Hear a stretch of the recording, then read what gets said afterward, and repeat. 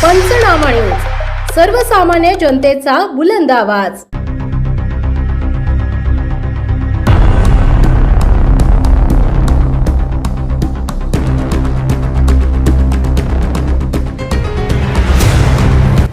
जलजीवन mission योजनेअंतर्गत गावात पाईपलाईनचे काम निकृष्ट दर्जाचे सुरू।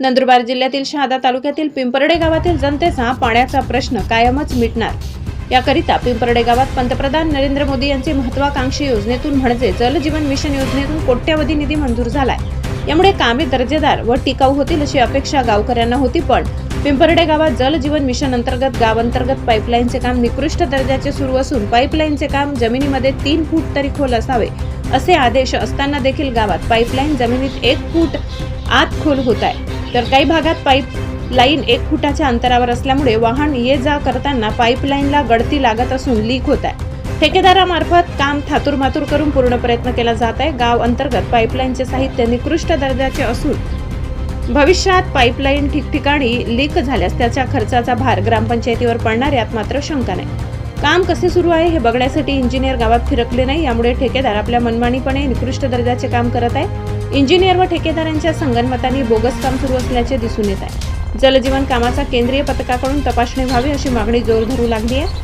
संबंधित ठेकेदारामार्फत जलजीवन मिशनचे काम संथ गतीने सुरू असून लवकरच आमदार राजेश पडवी यांना सदर ठेकेदाराची तक्रार गावकरी करणार असल्याची माहिती मिळाली आहे। शहादा तालुका प्रतिनिधी कैलास सोनवणे।